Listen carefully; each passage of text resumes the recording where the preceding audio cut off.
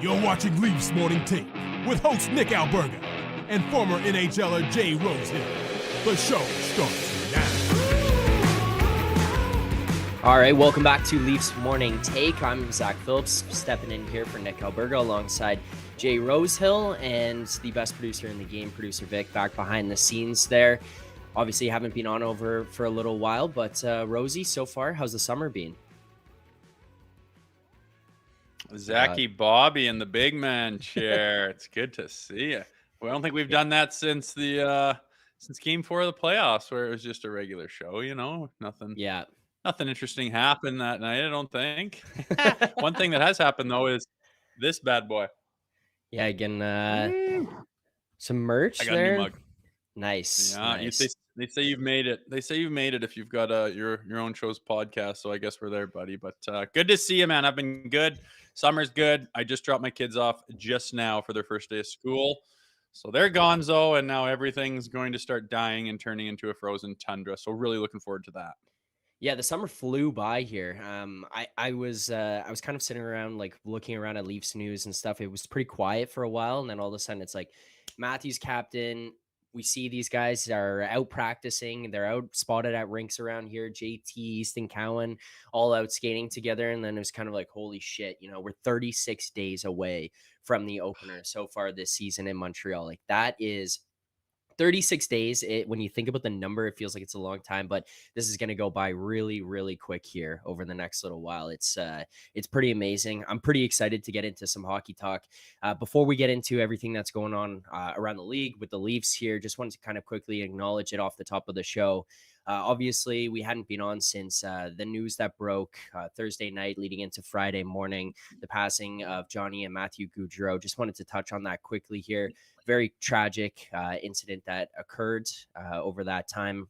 Rosie, we've got to see people around the league, players, former players, friends, family, kind of speak on those two, their careers, and not just who they were on the ice, but who they were off the ice. So just kind of wanted to take a moment to acknowledge what's transpired and kind of touch on that a little bit. Yeah, obviously, we canceled our show. Thought it was the right thing to do.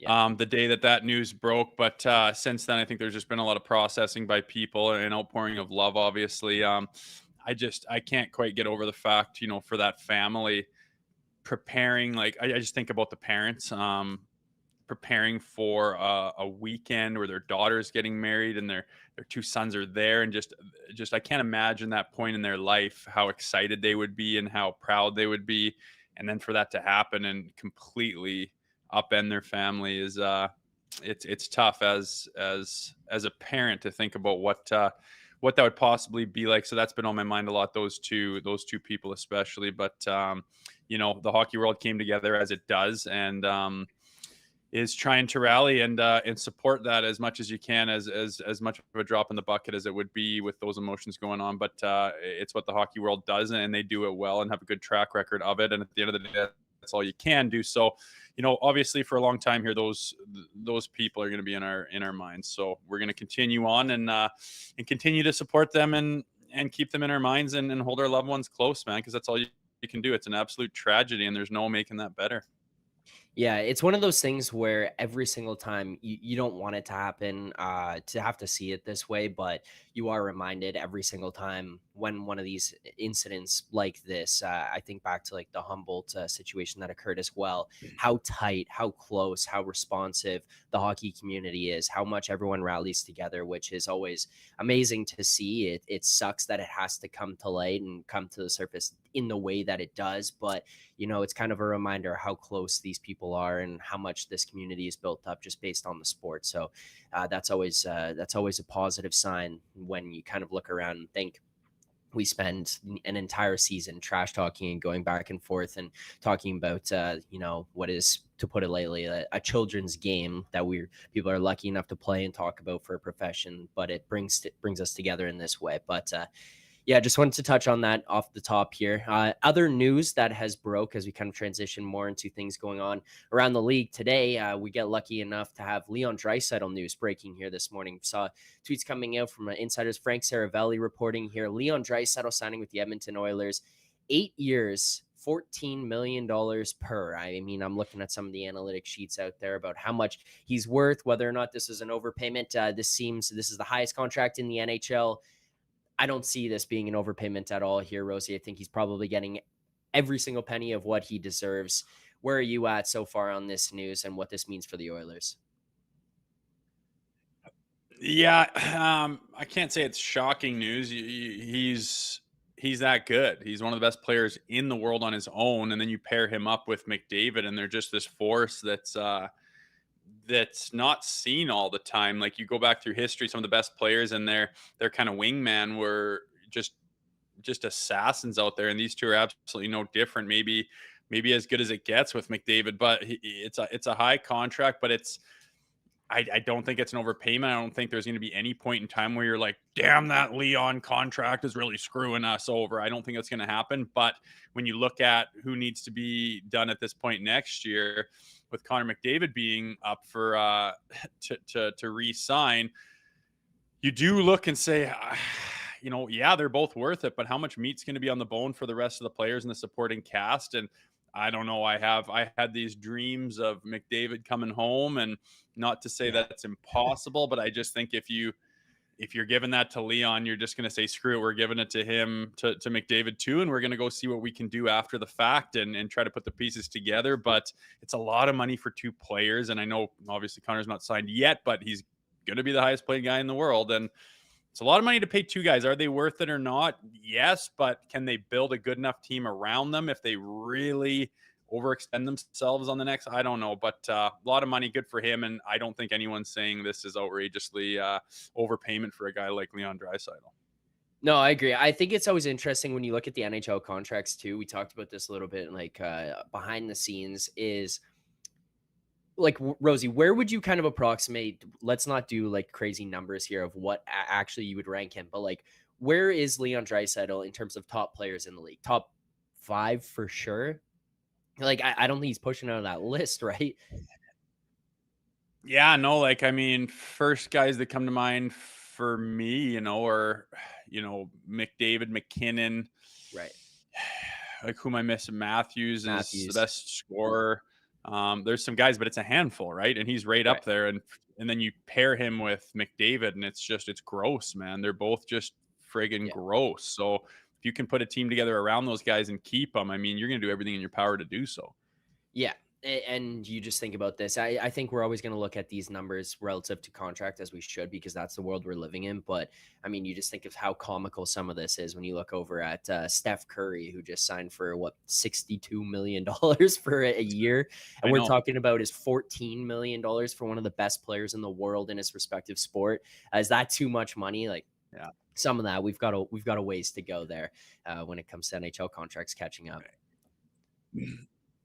Yeah, supply and demand. I mean, there's a big demand to watch basketball in the States, and they have the big TV contracts, and they got half as many players on their roster. But yeah, it looks like absolute peanuts. Everything's relative, man. Like, you can make $100,000 and feel like you've absolutely made it in this world, but then you look at minimum in the National League, and you're like, holy smokes, I'm nowhere close. But then that guy's looking at the guy making 10 times more than that. Oh my gosh, I'm not even close. But then like you say, Leon could look at Curry and be like, I'm nothing to. It's all relative. It's a ton of money. It is what it is with the sports and everything. But yeah, like in Steph Curry, like, you're gonna make that from October to like April, basically. It's just it's outrageous amounts of money. But no matter how you look at it, these guys are well paid. So it makes me think about Mitch Marner coming into his situation. What does that mean for him with the comparables and everything? Is he now asking for even more? Does that price him out of Toronto? Or I wonder if that changes things with Maple Leafs camp and Marner and his agent's camp. I don't know. It's certainly it's a healthy amount of money for that Leon Draisaitl, and I don't know if Mitch is going to say, hey, I need something around that or not. We'll see. Well, let's get into that. Let's talk a little bit about Mitch here, and we'll get into that with our the opening segment is brought to you by Greta Bar YYZ. For a good time, find Greta 590 King Street West. Weekly specials, live sports, over 60 plus arcade games. Let the games begin. Go big. Go to Greta Bar YYZ. And Rosie, if you've been wondering what I've been up to, I think I've seen producer Vic there. I've seen Nick there over the summer.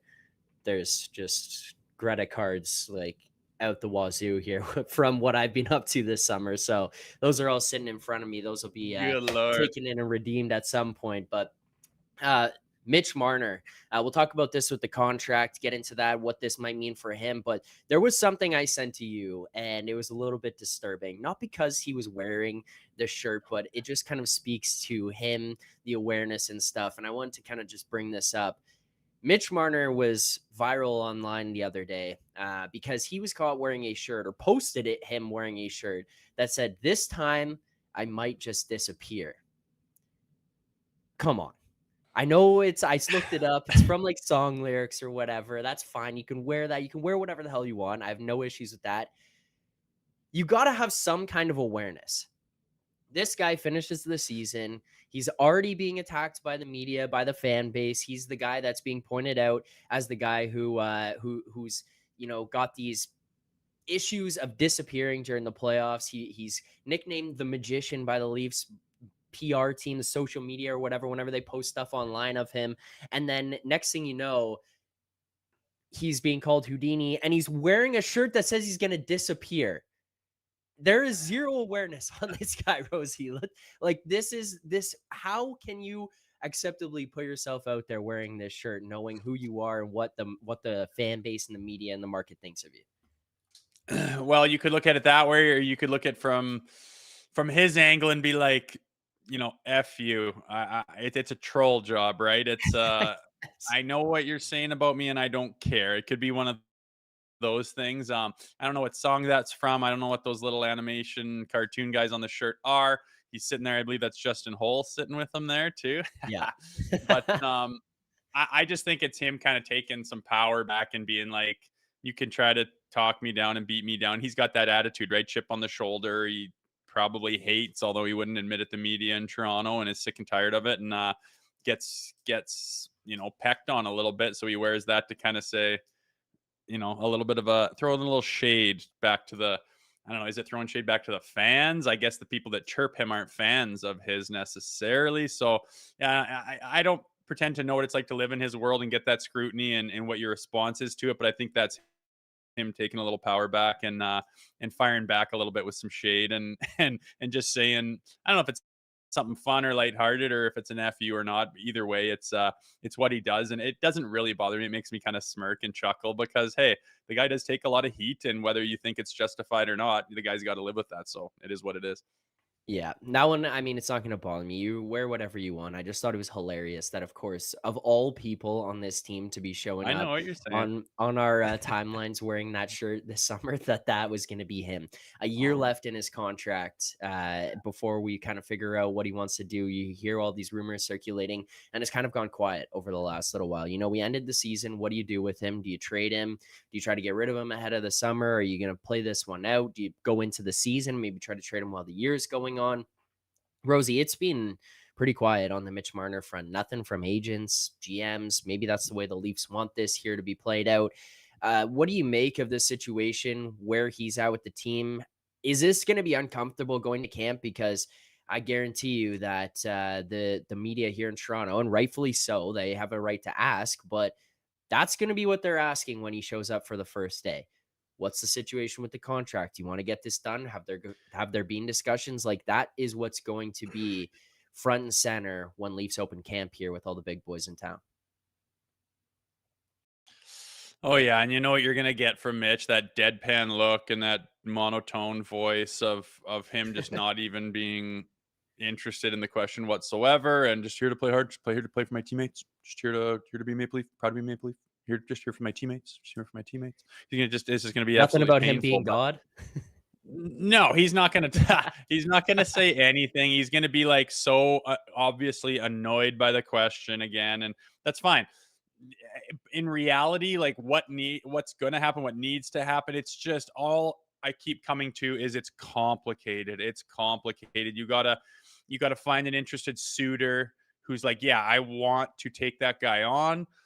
What do you get in return for him? Is the contract already done and set in place? At what point do you go to Mitch and say, here's what we're looking at? Will you waive your no move clause? And it's just, it's complicated. So I honestly have no idea what's going to happen. I think he's going to play very well in the regular season. I think he's going to come out hot. I think he's going to play a little bit pissed off, which I think he is going to be a better player if he plays a little bit pissed off, plays with a little bit of edge, plays with a chip on his shoulder. If he brings that onto the ice, I think it's only going to help him, like maybe drive the net once in a while and get your nose dirty, wouldn't kill you. That doesn't really matter in the regular season. As we know, you don't have to do that in the NHL anymore. But I just wonder that no matter what happens with this contract and if he's still around at playoff time or not, does he have the wherewithal to understand that, what, I need to be a little bit different in the playoffs. I need to do something different. I need to change my mindset and my attitude and my outlook on the game of hockey and ramp something else up along with my skill level. And if he does that, I think he would win a lot of fans over. Like, it would be instantly forgotten if we kept him and he went to the playoffs and was just a bull and was just driving the net and blowing through guys and just cutting to the middle and chasing down a loose puck and winning a loose battle and using his body to protect it like crazy and working his nuts off. Like, everyone would just be like, Mitch. But he's not seeming to be willing to do that, play that playoff style hockey yet, which is why he gets criticism. End of story. He's still a very good player. He's an all-star. Everything about him is top end talent. It's just, in this market, they don't give a shit if you make the all-star team. They're not proud. They don't care. It means nothing to them. The only thing that matters, and we beat this like a bloody drum, is, April and onward. So we'll see what happens there. But again, when I think about it, I just can't help but think how complicated it is. Well, I'm going to selfishly ask you this. I know that you've talked about it already, so I'm sorry for that, but I have not gotten the opportunity to be a part of the discussion. Berube here. I mean, I got to talk to Nick about the hiring of Berube at that time, but didn't really get to talk about the implications that this may have on guys. And you're talking about Mitch and what may happen come playoff time. And one of the things that I've kept talking to people about here throughout the summer when they're asking me, like, well, Berube's here now. Like, maybe he's going to play different. Maybe it changes things. Maybe it's a mentality. And the only pushback that I've had on that is, I watch a guy like William Nylander, and don't get me wrong, I'm not going to look at William Nylander and tell you that guy's the epitome of a playoff guy of, hard-nosed and battling in the corners, but we've seen an evolution in his game since the time he was here. It wasn't that long ago that I'm watching him going, what the fuck is this guy doing? Why doesn't he do this? Why doesn't he go to the corner? Why doesn't he back check? Whatever. You've seen changes to his game. Like, how many times have we watched him put his head down, drive the net hard, be willing to take a check or two in those types of situations where it's not just, pulling up and getting out of the way anymore, doing those softer plays. Like, he's being a more effective playoff player we've seen, and it's changed. But he took that upon himself to do. Mitch, we haven't seen the same progression in his game or those tools added to his bag over the past couple of seasons, over the time that he's taken this criticism. Berube stepping in here, how much is he going to actually be able to impact? Is this the coach stepping in and kind of pushing him in the right direction, saying the right things to him, talking to him, maybe pumping up some of the stuff and saying, hey, you're so good at this, but we need you over here? Like, has he not heard this already? Is Sheldon Keefe not saying this stuff to him? Is the other coaching staff not saying this to him? Is it a personality thing? Is it just what's within him? Like, help me understand here, Rosie, because to me, I feel like at this point, if you don't do it, you're not ever going to do it. But, like, am I wrong? Is this something that Berube and a different approach and different outlook could change? Yeah, well, I mean, first of all, when you started off, like, the Nylander and Marner comparisons, like, Marner's good defensively, and he's got a lot of tools in his toolbox. What I thought Willie Nylander's problem was early on was being lazy. He was being lazy, and I don't think Mitch is lazy. I think Mitch's problem is being soft. So one was lazy, one was soft. I think Willie kind of realized, it's kind of a bad look. It's not the market to do that. I can't play this Swedish style, skate when I feel like it. I got to kind of do the in-between stuff. And he's definitely ramped that up a little bit, and it's been a good look for him, and he hasn't taken that criticism in a while. So he's developed as a player, and he's grown, which is fantastic. But when I look at Mitch and talk about Berube, I don't know if I don't think that he looks at Berube and goes, "Oh, yes, Daddy, I'll do this now for you." I think that a guy at that caliber looks at the coach as more of a colleague. Like, they go shoot the shit and talk about what things are looking like and what's going to happen. And it's that way. I don't think Mitch is going to respond to Big Chief Berube coming in and saying, hey, you need to start doing this and barking at him. And he's like, yes, he's going to get his back up. He's got a big ego. You don't get to that level of hockey without having an ego and doing things your way and believing in yourself. And I know what's best. And I'm not going to be told what to do. This is my career. I think he's going to have a lot of that, not in a negative way. I just think if this is going to happen, it's got to come from within, is what I'm trying to say.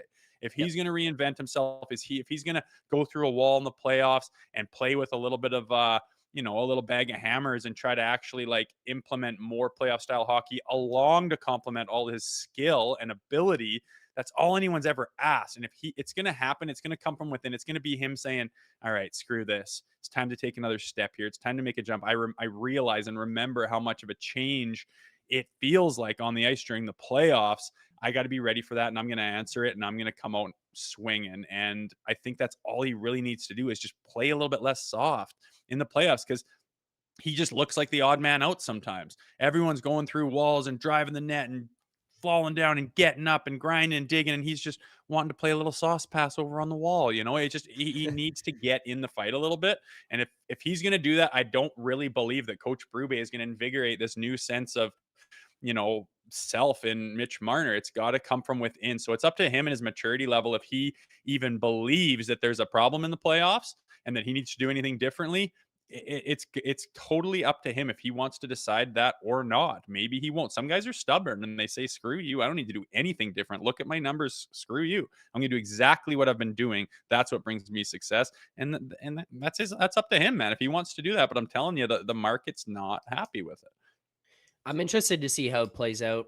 I'm interested to see how this one goes into camp, how they handle that PR wise, how he handles that PR wise, because it's been something that I feel like he's traditionally struggled with a little bit here in this market. And, kind of the way that he answers questions appears to the fans here because, he had an opportunity, I think, to be one of the most beloved Maple Leafs ever, just given his circumstances. And we've seen a little bit of souring here with the fan base over a little while. But another thing that I'm interested to see how it plays out as we approach camp, because it's been unresolved, is the Nick Robertson situation. It was only 5 or 6 days ago we saw Chris Johnson talk about, and quote, at this stage, Nick Robertson doesn't seem inclined to sign in Toronto and is sticking to the idea that he'd like to play somewhere else. You know what, Rosie, this is one of those situations for me where I think that this is probably just the best situation for himself and the team. I have no ill will towards him, towards the player, towards his agent and whatever who's making this decision behind the scenes. This actually likely is probably just the best situation for him.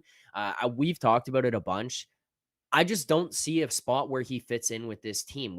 We've continually gone to the thing about, a lot of times players used to have to adapt to the way that they played if they were going to find a spot, a consistent spot in an NHL roster. Oh, you were a skill guy coming out of junior or coming out of the minor leagues. Well, you're not going to be able to score 25, 30 goals here in the NHL. So what else are you going to do to stick around and find yourself a niche on a team or in the league? That kind of doesn't really seem to be the way a lot of these guys want to handle it these days. And if that's their provocative, then good for them. You think you can still be that player and you're going to find a spot and find another team where you're going to be able to do that. So be it. Go find that team. Like, that's the way that this has transformed here. That's how it's been for Nick Robertson. He's going to be, in my opinion, at least, a top 6 guy. Like, he's got to play in a top 6 role because he can't carve himself out a spot in the bottom 6 for the way a lot of these teams or coaches and lineups are being built for bottom 6. He's just not effective in there. Well, he's never going to bump into your top 6 here in Toronto. Like, he's just not going to be able to push past Tavares, Matthews, Nylander, Marner. Matthew Nye's now jumping up here. Bertuzzi was here last year. You've got some of these guys just pushing up, filling into some of these spots, and he's never really evolved his game to fill into that role. So at some point here, it might just be time to wave the white flag in Toronto and say, I'm out. I'm going to go find somewhere else that I can do this. The only issue here, Rosie, so far is seems at least, they haven't been able to find somewhere else for him to go. What the hell do you do if you're Nick Robertson, his camp, and the Leafs camp as you approach training camp coming up here? A lot of camps I just threw out. But as you approach training camp, like, what do you do with this player, this asset that's just sitting there doing nothing at the time, at the current moment? Yeah, well, you do the only thing you can do. You be patient and you go and you work your ass off and do everything you possibly can to try and make that team. You don't know what's going to happen. People can go down and get hurt, and you can get inserted into the opening night roster, and you can start lighting it up and finding consistency, and all of a sudden it's a whole new look for Nick Robertson. You never know what's going to happen. There's peaks and valleys in your career, and the peaks, they don't last forever unless you do something to stay there. And the valleys look like you're a million miles away, but only one thing has to change. And then boom, you're snapped into a situation that looked a million miles away as of yesterday. That happens. So his agent's probably telling him, be patient, go to camp, good attitude, work your absolute ass off. And in the background, obviously they're trying to do things. And when you got a guy like Nick Robertson, an organization like the Toronto Maple Leafs, it's mute. Like you say, there's no ill will towards him. You haven't done anything. You're not pouting. You're not being a distraction. You just see the writing on the wall and you say, I don't see there being a place for me here. They would probably agree. I'd love it if I can go try and, find my career's next step elsewhere, somewhere that wants me, somewhere that has a hole for me, somewhere I could develop and try to turn into something. And an organization like the Toronto Maple Leafs, which is first class all the way, they would be all about helping that player. Yes, we know, it didn't work out here. You've been a good soldier. Like you said, there's not really a spot here for a guy like you. They do everything they could to kind of help him out. But, you pick up a phone and talk to 8 GMs, Treliving, and yeah, like, how about Nicky Robertson? You like this kid? He's a great kid, blah, blah, blah. Yeah, I know. We got so many contracts right now. I just can't even have that discussion right now. Okay. That's probably what everyone's saying. Everyone's got a lot on their plate. Everyone's against cap, this and the other thing. Maybe the dust has to settle a little bit and you can find out where teams kind of are looking and sitting and what they have, and then maybe someone else can pluck him up for something. But I don't think the Leafs are going to try to hold him back. I don't think he's going to pout or drag his lip around the room. But I do think that both parties are understood that if something comes up, a trigger needs to be pulled. And I think the Leafs would. I think Robertson would take happily a change. It's not that easy anymore. It's just not. Everyone's like, well, move them. Well, to who? For what? Like, what team? Who? It's not that easy, man. It's not magic. You don't just snap your fingers, oh, and we're sending him to Chicago. Like, it just doesn't work that way, especially in the cap era. So, like you said, everyone's fine. There's no ill will, and he probably needs to get moved out of here for all the reasons you described. But that time obviously hasn't happened yet, and that opportunity hasn't opened up. So he's just going to have to be patient. Like, there's a ton of guys in the league and all across pro hockey who are not happy with their position, who are kind of, you'd say, I'm at a dead end here, or I'm buried in this organization. Like, they got so many guys ahead of me. They've written me off. I'm not on their radar anymore. I've done everything in my power to try to get this, and you're buried. And the only thing you can do is keep playing and be patient. So that's what he's going to have to do. Yeah, and we saw Barabanov. It was a couple days ago. He was asked about his time in Toronto, why it's so hard to crack the lineup, why it didn't work out here. He even said, there's a lot of guys above you. Like, you get told you're going to play one position. Maybe it doesn't work out. They try you in another position. It doesn't work out there. They flip flop back and forth. And then it's just time to move on. Like, you're not going to fit into that spot. You're not going to fit into that role. And at some point you just got to say, okay, enough's enough. Like, I want to be an NHL player. I think I can do it elsewhere. And this isn't the team that it's going to happen for me. So it's time to move on. I have no issue with them. I enjoyed watching him as a player. I just don't think he was necessarily what you need. And the other thing here as well that I keep looking at is, like, he needs a new contract. You know what that means? He's probably going to get paid a little bit more money. And there's other guys who are going to come through here who are going to be on ELCs, who are going to make $200,000, $300,000 less per year. That's not that much, but when you start to add them up, it is that much. It is more important. There's other kids who are going to push through, kids coming out of college, kids that we've drafted, kids who are in the minors. Like, these guys are going to try to push through. And if they can do what the Leafs deem to be effectively what you can do, and it's going to cost them a little bit less, guess what? That's going to be the guy who's going to take that spot at some point instead. But we're looking at guys to fill into this roster, guys who are going to take over some of those spots. The Golden Muzzy, Nick Alberga, took a break from vacation the other day and came out on Twitter and told us that sources confirm the Maple Leafs are among the teams firmly in the mix to sign veteran UFA forward Max Pacioretty. Now, Rosie, I have done some digging into this one and where he was at. Max Pacioretty, 35 years old, left-hand, left winger, spent the last 2 seasons. He was in Carolina in 2022, 2023. He was in Washington in 23, 24. He's played 52 games over the last 2 seasons. He's dealt with some injuries. He hasn't really had a full off season in about 3 summers here. This is going to be the first one that he's experienced. Where are you at on signing these veteran forwards, bringing guys like this into camp? I mean, we know that he's a guy who can bring some offensive scoring. He can bring some veteran experience to the power play here potentially. But at 35 years old and a guy who has not fared well with injuries the last 3 seasons, is this a guy that you're going to prioritize bringing into camp or signing on this team? Well, I don't know about prioritize, but you got to think, what are the issues here? I think he's turning 36 in November. He's been injury prone, right? And what is he going to command as far as money's concerned? So you got kind of a couple of negatives off the bat, but the positives are he's a high stock guy. He's a consummate professional. He's got a ton of experience, and he could help out with carrying the load of like leadership and how to do things out there and what to do at practice and how to carry and conduct yourself and what kind of time you got to put in the gym and all that stuff. You don't be Max Pacioretty without having all those ducks in a row. So there's certainly some positives. And like you say, he invents his game, reinvents it, or kind of figures out what holes need to be plugged on the Toronto Maple Leafs roster on that bottom 6 and starts, filling those holes by playing the style that they need, defensively responsible, high energy. You got to be a little bit physical, but when you get it in their end and you can cycle it around, you can hold it in the ozone a little bit, you get set up, you can finish that, you can make some plays. He's obviously very skilled still. So it's a gamble. It's a risk. There's potential for it to go well. Say he slots into this line really well. He does all the things you want. He's the professional. He takes some guys under his wing, chips in a couple points here. Knows what he's doing. Oh, that worked out great for cheap. Or you get him, you sign him, he's injured right away, then there's nowhere for him to play, and it can go south in a hurry too. So I don't know. There's guys like that. There's JVR, Hoffman. There are a lot of comparables with those guys. Similar in age, similar in point production, injury history, and it's not one of those deal breakers, but it's just tough.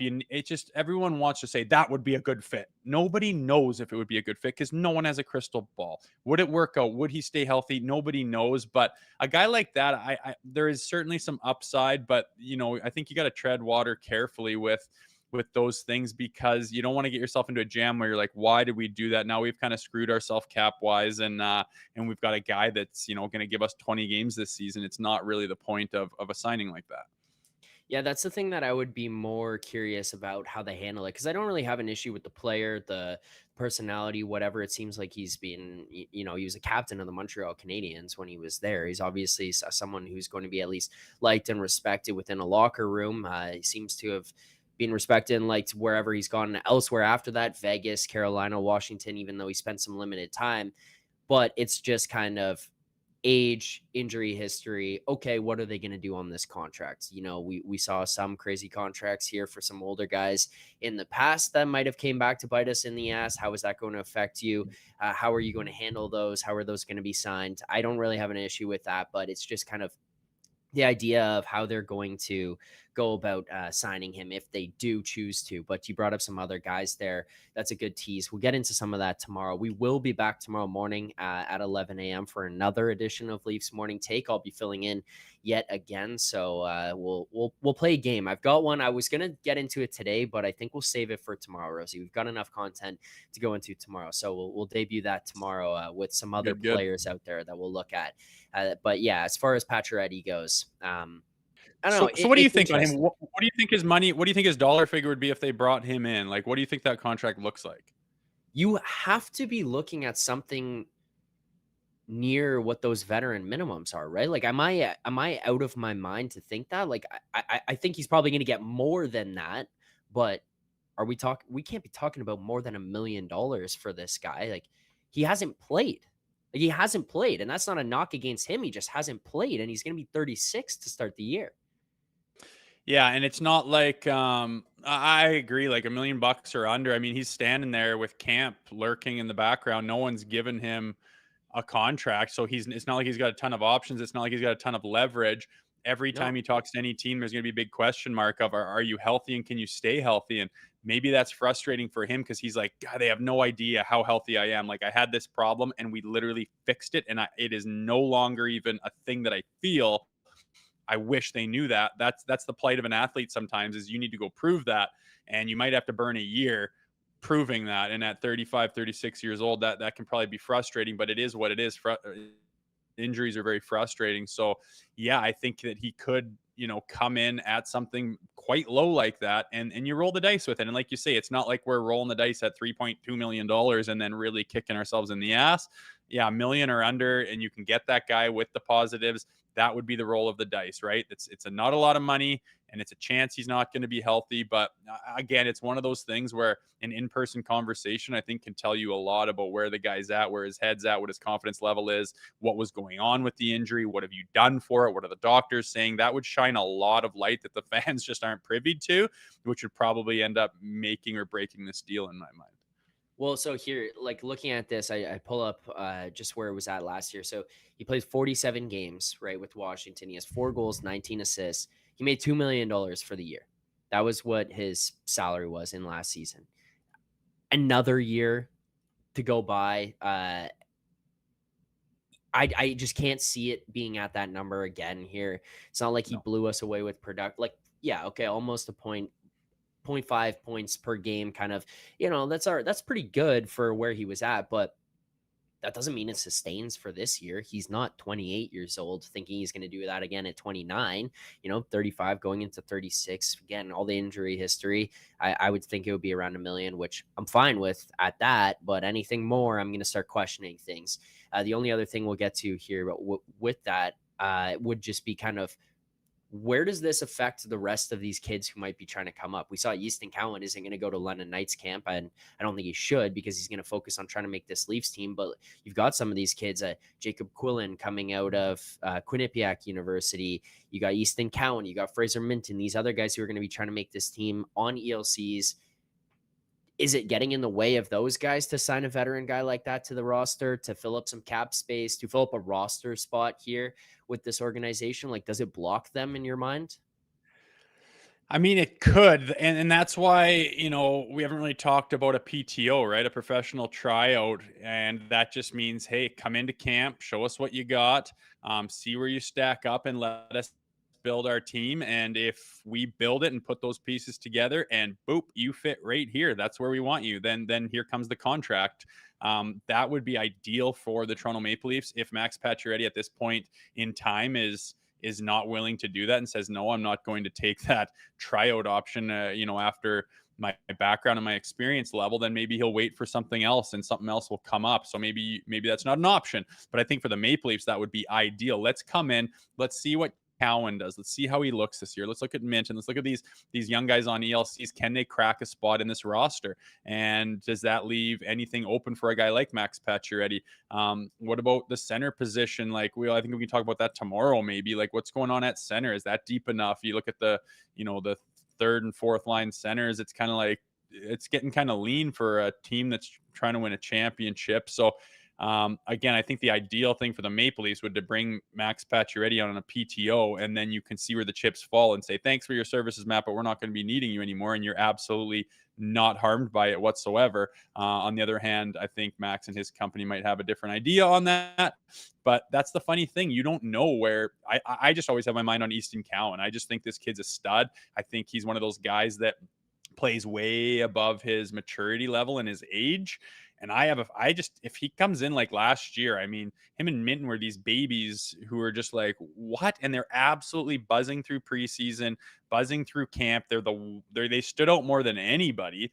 And it was like, wow, those kids are studs. And you go on, and I think with the season that Cowan had and everything, and you talk about World Juniors, that I think he's blossomed, and you talk to him and he looks like one of those kids with tons of confidence, doesn't let the moment get, like, just those younger kids that can make the NHL at 18. I'm always just like, who are you and why don't you have the circus going on in your brain that makes you like second guess anything? I think he's void of that, and he's a kid that can step in and do big things. So that's the one big thing I'm excited about this camp is Easton Cowan, and if he can make it. And I think like those question marks make it kind of dicey to say, well, do we sign a veteran guy like Pacioretty or not? And my answer is a PTO, but like I said, it's there's two parties involved in getting something like that done, and he might not be interested. Well, tomorrow I want to do a little bit of roster construction with you, break down kind of maybe we take a look at some of these guys, how you fit some of these lines together, and then we can determine as a group here what's missing, who needs to go with who, and the chat can get involved with that. So maybe look forward to a little bit of that tomorrow morning. But, Rosie, I think that this is one of those ones where you can't put the pressure on him, but I feel like it's time for the Leafs to catch lightning in a bottle with one of these kids. Some guy who comes in ELC and he's not going to score 40 goals in his first year like Austin Matthews and come in and blow you out of the water like that, but he's going to be a guy who fits into your bottom six and you go, where the fuck did this guy come from? How is he doing this at this size, this weight, this age, all these things that you just mentioned about him? And you're kind of going, oh my God, how did this happen? And he's going to be that effective player. You look at some of these teams who have won cups over the last couple of years, even like look at St. Louis, Robert Thomas, Jordan Kyrou, these kids who just fit into their lineup and made impacts. They're cheap. They're young. They've got a lot of energy. They've got legs under them. They're going to be fired up. Not to say the veteran guys aren't or can't do that, but you get a guy like that to inject some life into your organization. I think that it's just time for the Leafs to kind of get one of those guys to step in and do that. Yeah. And like, as producer Vic's kind of pointing out to me here in the back end, Stankoven, Wyatt Johnson with Dallas, like these other teams that are going on these runs are getting these pushes from youth to step into the lineup and make an impact. Why can't we have that? Like, obviously we had it with Matthews, Marner, and Nylander. I'm not trying to like not be appreciative of what happened with them, but like that was 9 years ago, right? At some point, it's gonna have to step in and do something again.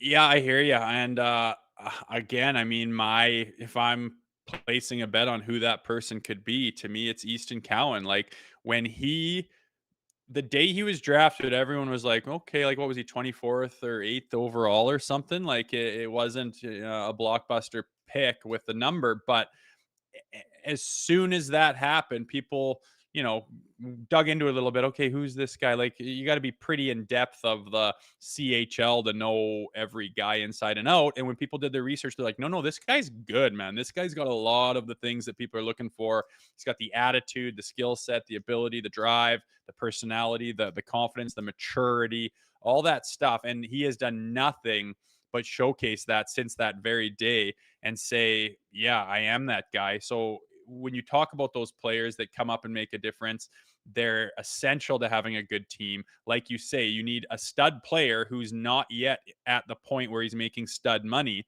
And that used to be years and years back in the 90s where you'd really have to pay your dues before you got the bag. Nowadays, you go out and have a splash of time that's pretty good, and all of a sudden you have a bag, and it's problematic for the league and for the owners, in my opinion, and the GMs, not owners, screw the owners, but the GMs to try to make a roster with the cap. But I think that he could be that guy. Like he's on an entry level contract. He's not making a lot of money. I think mentally he's ready. That's the biggest thing to me. Like mentally, are you ready for the NHL? If you put him, and it's not just the NHL, it's the Toronto Maple Leafs. Are you ready for that? Are you ready for that tidal wave, that storm of attention and spotlight and scrutiny to come to your doorstep every single day as being a member of this? And you're only 18 years old or whatever he is. It's outrageously young, but these guys these days have been preparing for that since they were 10. They're way ahead of the game as far as development, as far as understanding the pro game, being a pro. They've been doing it in the CHL at that level for so long, especially in London. I think that guy could be ready. I think he's one of those special kids that is like, I don't get worried by the moment. I don't need my mommy anymore. I'm ready. I want to rock. I've been wanting this for a long time. Open the gates and let me show you what I got. I think he's one of those guys, and I hope that he proves it in training camp and preseason. We talked about betting on a guy and who you would want to be betting on. I'm looking to bet on some things for this upcoming season, maybe take some long shots here. So it's time for the last call, brought to you by Bet365. Open an account with Bet365 today and bet on a huge range of markets, some of which we're going to get into here now, Rosie. So whatever the sport, whatever the moment, it's never ordinary at Bet365. I'm going to open with mine, and then I'll give it to you because I think you're going to have some more exciting ones than I do. So I'm interested to hear what it is because I don't know actually what it is. I just have an idea. I'm going to give you a couple ones that I've been looking at, some fun ones. Bet365, I pulled it up. They've got a ton of fun markets here. First one I want to throw out to you just because I'm interested. I saw that they've got posted, what team will Matthews score his 400th goal against? Okay. He is 32 goals away from career goal number 400. I looked through the market, and I think that there's some opportunities for us to take advantage here because this is going to kind of depend on what season we project him to have. But I looked around that game 30 to game 40 mark. There's some fun spots. First, you've got the Dallas Stars is game number 32. That's plus 1,200 for him to score his 32nd goal, if you're going to look at it that way, of the season. Plus 1,200 against the Stars. So you'd have to go goal per game to that point. Last year, not far off. He opened the season in the first 2 games with 6 goals, right? Like, I'm not saying he's doing that again, but it's possible when you've got a guy scoring at this rate. He scored 70 goals last year. Almost 70 goals.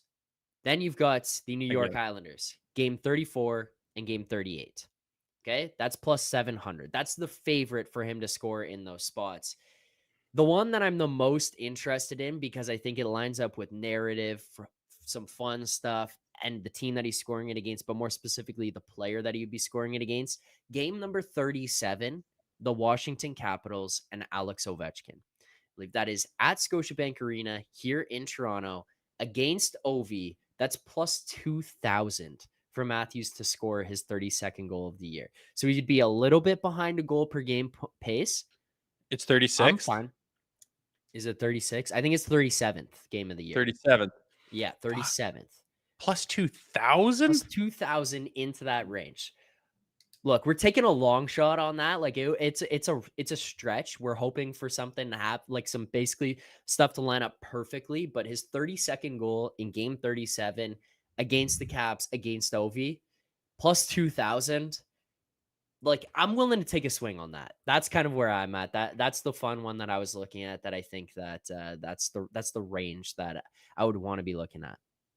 And that would be fun because, he'd get it. And I don't know, like it's in Washington, correct?